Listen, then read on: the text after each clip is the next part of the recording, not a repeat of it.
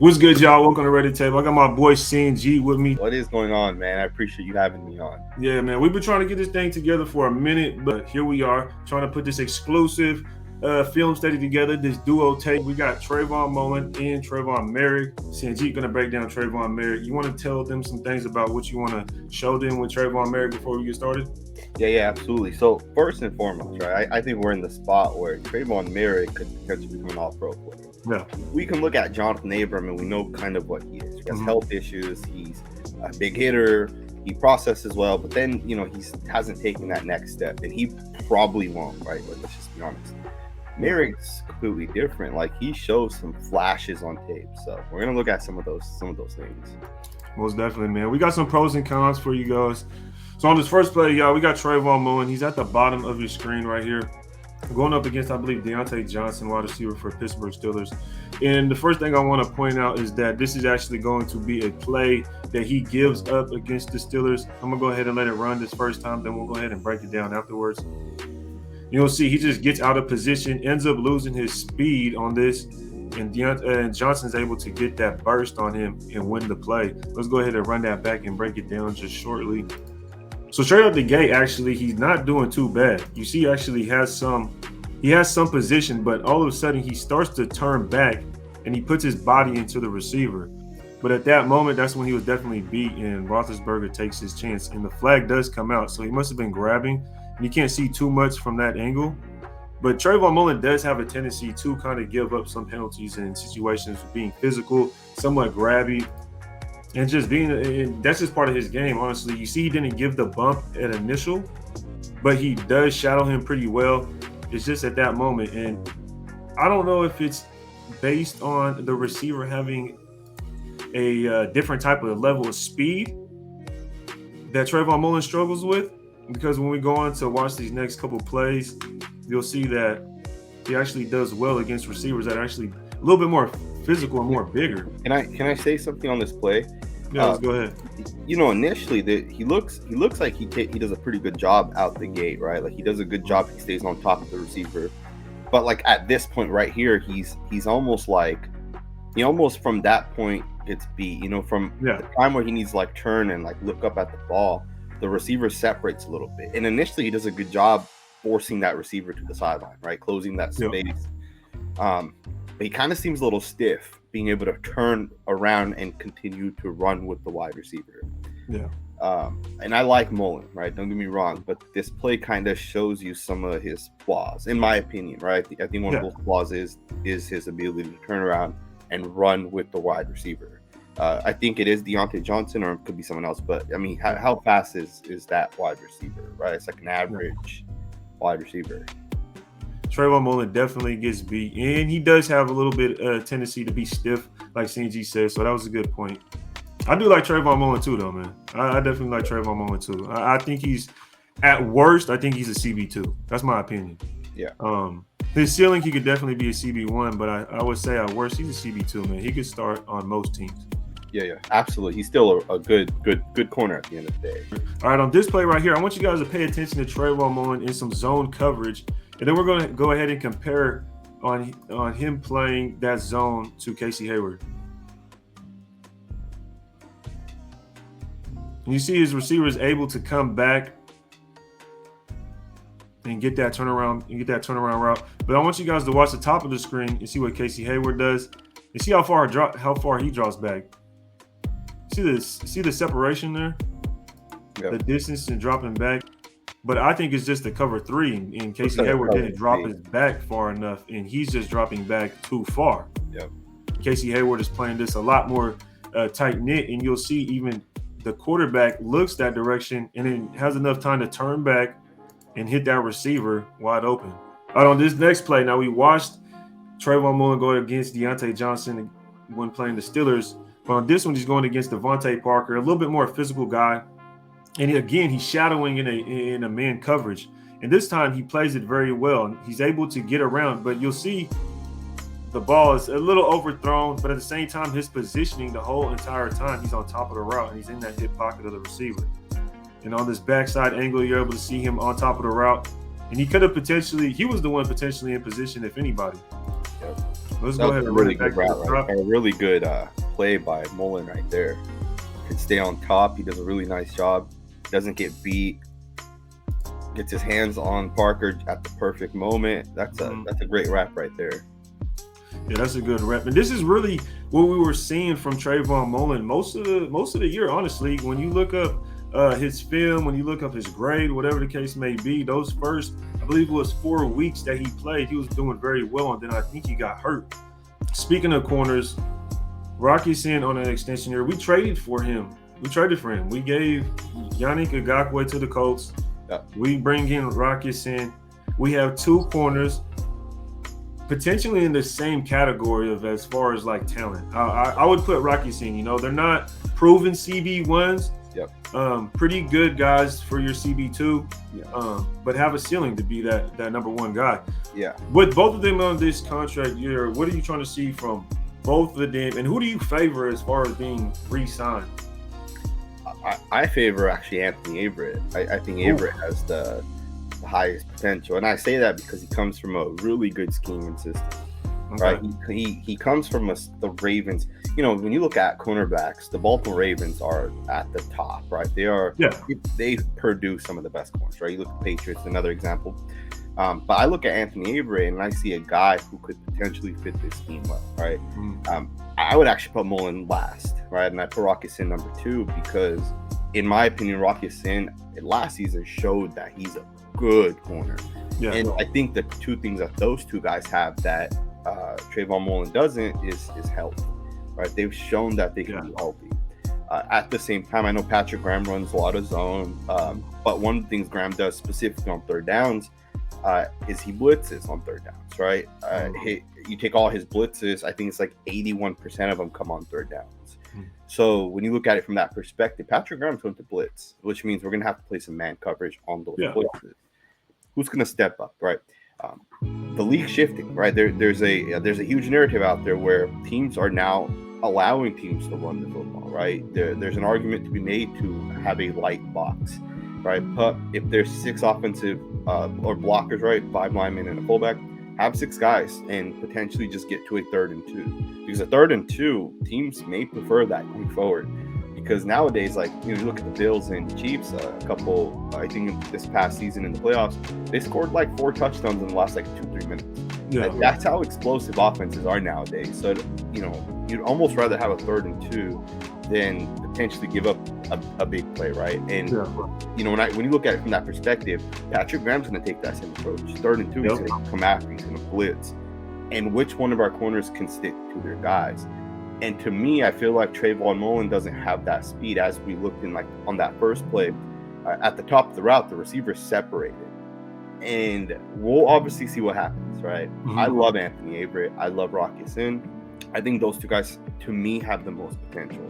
Not saying they will be the best. Mullen could end up being the best out of the 3. No, that's interesting you say that, especially bringing up Anthony Averett. I feel like he's slowly becoming a favorite amongst a few people out there. I was talking to Andy. I believe you know who Andy is, and he likes Anthony Averett too as well. Yeah. For me, I just don't like small corners, man. I don't know what it is. I do not like guys that are smaller than like 6 foot, 190 pounds. Yeah. And Anthony Averett is almost, if not smaller than Hunter Renfrow. And it's just tough for me to have him out there every single down to be my corner. I just like bigger guys that are just known to be out there and be dogs. He's good in coverage, though. He's definitely good in coverage, and he would be that guy. The guy you're talking about when it's time to blitz, when it's time to be in that hip pocket of a receiver. Anthony Averett is definitely that guy, so I'm not mad at that at all.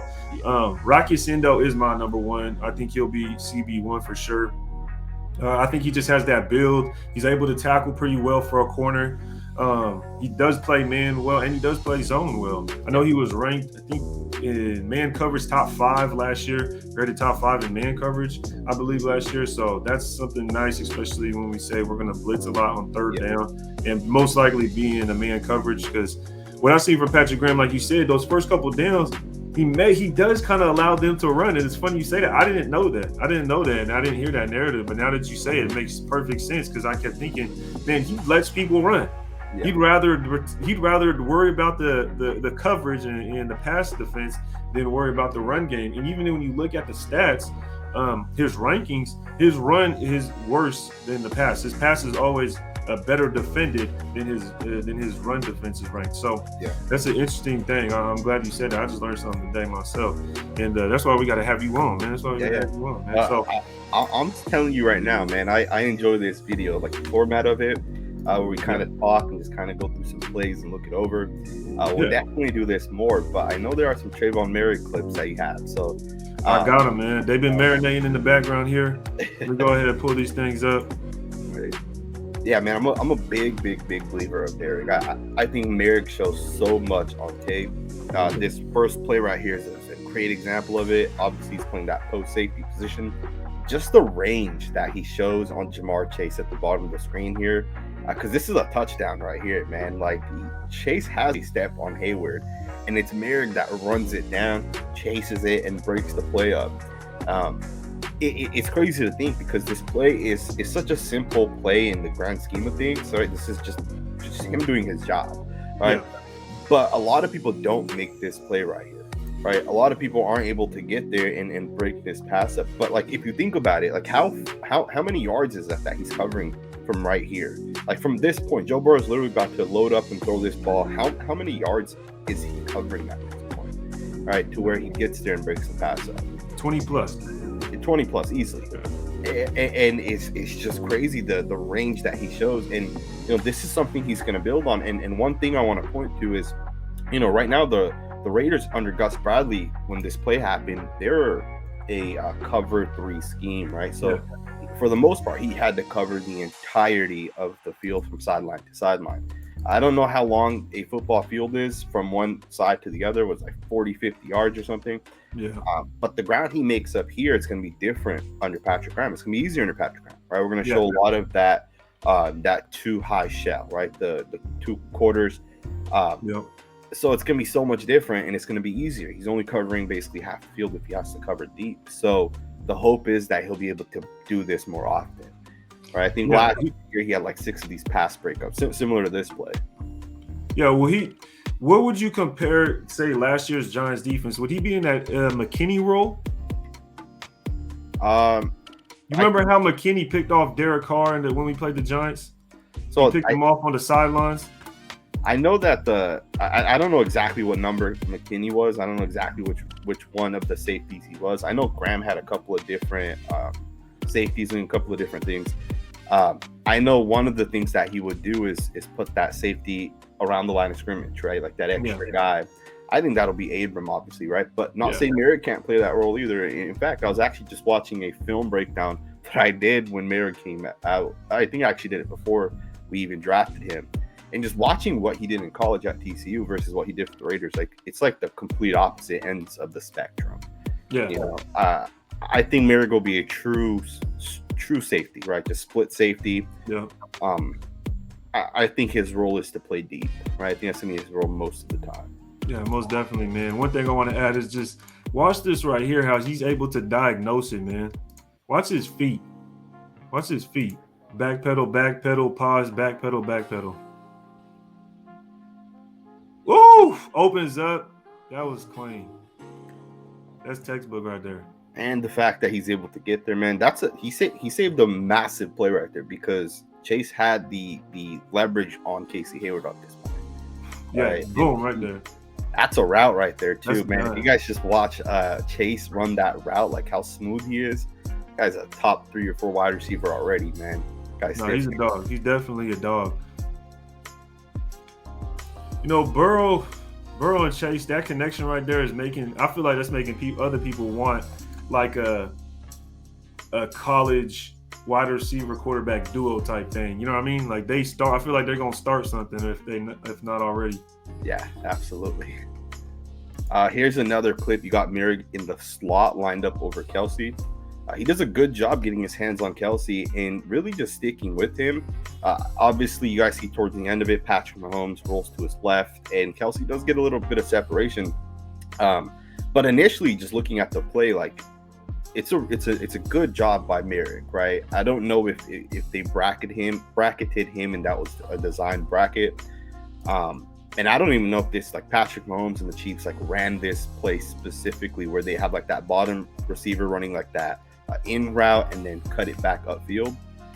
I don't know if that was like a design play and they designed Mahomes to get out of the pocket, because based off the way the offensive linemen block it, it seems like they wanted to make room because the left guard comes in and make sure he seals off a unique Ngakoue right there. But it's an interesting play. Very interesting play. Could have been a touchdown if it was a slightly better throw. But you get off the field. But Moehrig, man, we're going to see a lot more of this, right? We're going to see a lot more of him playing man-to-man defense. He does a pretty nice job in this play. I think there's one more clip where he does a pretty good job. I'm not sure who he's covering. Maybe that's a little bit later on. This play is a really, really nice play. Although I do think that one of these guys made a mistake here. I'm not sure who it was. But you got this on this Chargers play. You got Moehrig and I think it's Nick Kwiatkowski. One of those guys has to take the guy that's running the drag. And they both take the guy running the drag, right? You see Moehrig take that guy too, and it leaves the receiver wide open at the 32-yard line. And Moehrig luckily processes it that, one of us made a mistake, and he gets his hand up. That was a big gain right there if Moehrig doesn't make this play. And I think this was second or third down. So I think it was third down, actually. But that's a nice play right there by Moehrig. That's an automatic first down. So Moehrig's playing... yeah. So, I actually wanted to show this play right here because I think one of the things that's important, especially under Patrick Graham, is going to be how Moehrig reads and processes, right? How does he play the run? So if you pause it, you see Tre'von Moehrig. If you scroll back just a little bit towards like so as you see number 17, McCole Hardman's going into motion. So it's eye candy, right? You're going to get guys going into motion one way. Moehrig's going to have to read that motion guy, and really it's a run to the opposite way, right? And the thing is the person that reads this play is going to be Corey Littleton and Nate Hobbs, and those two guys save a touchdown on this play, right? My point is I need Moehrig to get a little bit faster making these reads, right? He's a little slow, he's a little hesitant, and it's more noticeable from the end zone angle. You're going to see the play where Nate Hobbs does a great job saving this play, because if Nate Hobbs does not save this play as a touchdown, I don't think the other guys would have been able to get there. But if you guys watch as this play kind of goes, it takes Moehrig so much longer than Corey Littleton and Nate Hobbs to realize that this is actually an end around, right? The motion one way is just a fake. So for me, I need Moehrig to get faster reading these plays, and ultimately, obviously, he will, right? This was his first year. Obviously in the NFL, but I kind of wanted to show that play because Nate Hobbs and Corey Littleton stopped this play from being what it was. If you are able to really slow this play down, like frame by frame by frame, what you would notice is Nate Hobbs, he sees that this play is going to the left. Corey Littleton sees this play is going to the left, and they react super quickly. Like Littleton's already going back left. Nate Hobbs had already read it as well. And Moehrig is taking a little bit longer, right? So for me, I look at it from that perspective that Trayvon Moehrig has to read and react a little bit quicker. In this play, specifically in this scheme, he may not be the guy that has to make this play. That's not going to be the case going forward. He's going to be a split safety, so he may need to come up and make these type of plays, right? If I could interject, one thing I would add, and this is kind of off topic, but Yannick Ngakoue was a liability, in my opinion. Every time something would be ran his way, I feel like his lane was always open. Like no matter what, his lane is always open. Like you let Kelsey block you in that situation, and I that's why I think he had to be traded. Yeah. You know what I mean? I just had to say that because even when I was watching the Dolphins film, man. And for Trayvon Mullen, there was so many times they would just run the ball his way that it would just be a wide open lane because he's shooting upfield. Every single time he's just shooting upfield. Billy, definitely. But let's go ahead and I don't want to cut you off too much, but did you have one more play? Yeah, there's one more play here. This play it's just an interesting play. Again, Moehrig's process read a little bit quicker. Yeah. Good job on Hobbs and Corey Littleton's part. I think this is a deep play that Moehrig isn't able to get to. And again, this is going to be one of the things he has to work on, right? Is he has to make sure he's able to close the distance. Now, obviously, the play is an incomplete pass, at the top of your screen. I think I'm not sure which corner, who that corner is. It could be Brandon Faison. But Moehrig's a little bit slow on this play to get over the top, right? Now, on the first play we looked at against Jamar Chase, he got there. He got over the top. Right, on this play right here, he covers ground, he makes ground, and he's able to break the pass up. On the final play that we're looking at now against Kansas City Chiefs, he's not able to get there. And that's going to be one of the major things, right, is he has to be consistent with that. All right, you can't do this on one play where you break the pass up, and then on the other play, you don't break the pass up. Right. So yeah, as you see, it's still an incomplete pass, but I want to see from like a scheme perspective how he adjusts to being just covering half the field instead of kind of being responsible for the entire field. Yo, I'm not even mad at bro who was playing corner right here. Who was playing corner? Because when you watch this, is that Tyreek Hill? It is Tyreek Hill, yeah. And Brandon Faison? I think it is Faison. Yep, I think it is. Oh my goodness. Yeah, he does a pretty good job. Although some people claim this was a hold, but I don't think so. I think he just does a good job keeping his hand on Hill as he's kind of running downhill. Let's give him his flowers, okay? Absolutely. Let's get this man his flowers because I don't see Hill really getting stuck at anything. Yeah, I agree. I think he got his hand on the ball to break the pass. That's what it looked like. That's why I feel like you got to give this man his flowers right now. When I seen that, I'm like, hold up. Moehrig may have not got there, but Faison did. Yep. He definitely did. So shout out to Faison. Yep. And I'm over here just looking at everything else besides Moehrig, but that's a good play. You know what I mean? That's a good play. It's a good play. Yeah, so one of the interesting things this year when you look at like Tre'von Moehrig is how does he fit in the Patrick Graham defense? You know, like, you know, I have a feeling that Patrick Graham is going to allow the offense to run. He's going to want the offense to run the ball. Right? Yeah. Let's be honest. The way you stop Patrick Mahomes, the way you stop Aaron Rodgers, Tom Brady, Herbert, the way you stop these great quarterbacks is you let them run the football. Yeah. Right? Because you want to be in a 3rd and 2, 3rd and 3, because that's how you get off the field, right? The game's not won on 1st and 2nd down. It's won on 3rd and 4th down. Yeah. All right. That's why teams are also going for it more often on 4th down, even when they're at like the 50-yard line or whatever, right? Mm-hmm. Because teams understand that these defenses are going to give them 7-8 yards on 1st and 2nd down. Yeah. You'd rather have these teams run the ball. So for the Raiders, I'm going to look at it like, you know, what kind of defense are going to be running from a schematic perspective? Are we going to let them run the football on 1st, 2nd down? Are we going to invite them into getting those easy yards? And ultimately, I think Moehrig's going to be a big part of that, right? Especially on 3rd down, because Moehrig's not going to come off the field, right? He's going to play 100% of snaps. So he'll also be asked to cover, right? He'll be asked to line up over Travis Kelce or, you know, whoever it may be and shut a guy down. I think the thing is with Patrick Graham's system is he definitely lets that run. He definitely lets people run. Yeah. And when you watch the film against the Chargers, that was definitely worrisome because Eckler's a good running back. Yeah. And he also allows underneath throws, like those little dink and dunks that'll turn in, you know what I mean? That'll be like a quick little throw, but it's still like a 5-6 yard gain. Yep. And so when it comes to the defense, I still want to see it go out there and prove to us that it's going to be a good defense, right? I know Moehrig is great, and I think he's going to have a great season. I think he's going to be an all-pro soon. We have Nate Hobbs coming back. We have great young defensive backs, Rocky Sin, Mullen.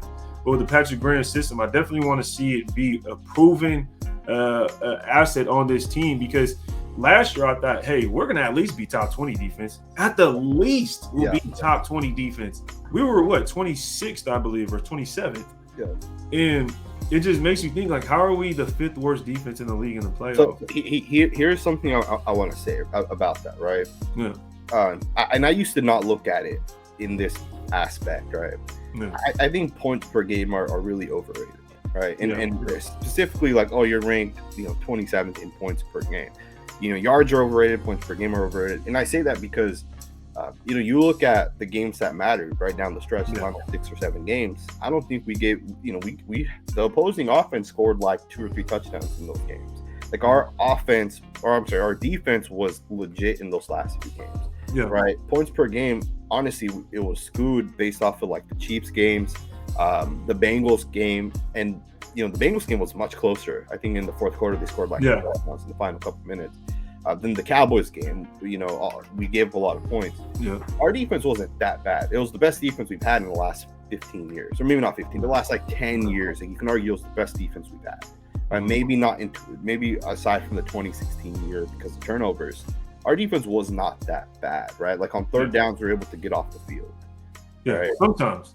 I would say just that I would agree on the yards per game is definitely overrated. I've always thought that because I remember just a year ago when Deshaun Watson threw for 5,000 yards and whatever, and he led the league in passing yards. And I'm like, that doesn't matter. Yards really don't matter because he was 4-12. Yeah. But when it comes to points, I've always taken it in consideration because points definitely matter. And even though it may be skewed for like the Chiefs game or whatnot, but I don't think that's the case because there's multiple games where opponents scored over 30 points, right?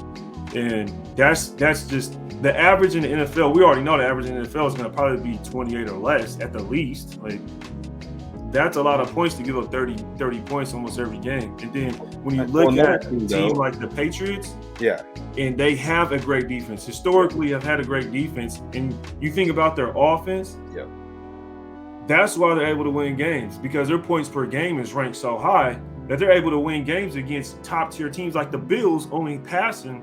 I don't even know how many times they passed that game. I can count on my fingers though, right? On one hand. So that's why I always take that in consideration when it comes to points per game. And especially we have to remember this past season, the defense was cool. I give them their flowers when it's due, but you have to, if you're a defense that's going to be able to say you're good, you have to close games. I'm sorry. But when I've talked about this, when you have 4 or 5 games that you can't close and we go to overtime, that's not a good defense. I'm sorry. You just can't say that. The Cowboys game on Thanksgiving, we were up 2 possessions, right? With about 10 minutes left in the fourth. You can't give up a touchdown and then another touchdown and a 2-point conversion. Against the Ravens, we went to overtime. Against the Dolphins, we were winning, and they gave up touchdowns and a 2-point conversion. Against Jacoby Brissett, you know what I mean? So the defense definitely has to step up. That's why I say they have to go out there and prove it because you have to have that consistency, right? It's kind of like with Moehrig, he has to have that consistency of being able to flip his hips, get to the one side of the field or the other side of the field. Now, this defense has to be consistent when it comes to stopping a team from scoring points in the fourth quarter. And I think that's where points per game ultimately hurt us is because we couldn't close those games. In the last 10 minutes, we would give up tons of points. And it's kind of like you said with the Bengals game, right? It was close. The offense may have messed up, but the defense went and gave up some points. And then also there was a turnover that the offense messed up and gave us some points, right? But see, that's the thing, though, right? It goes both ways, right?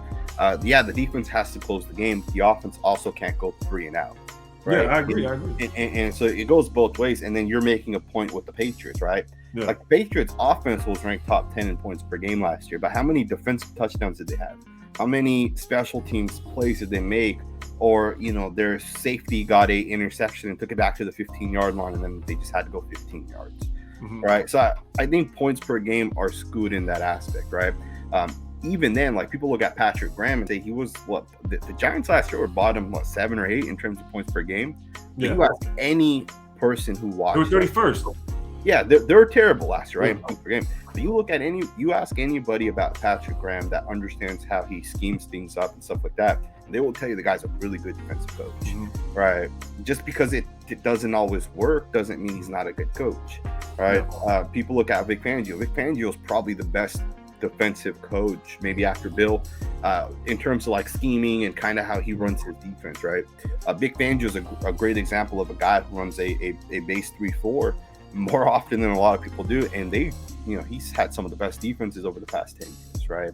Yeah. I think for the Raiders, though, there's just so much you look at on the defensive side of the ball.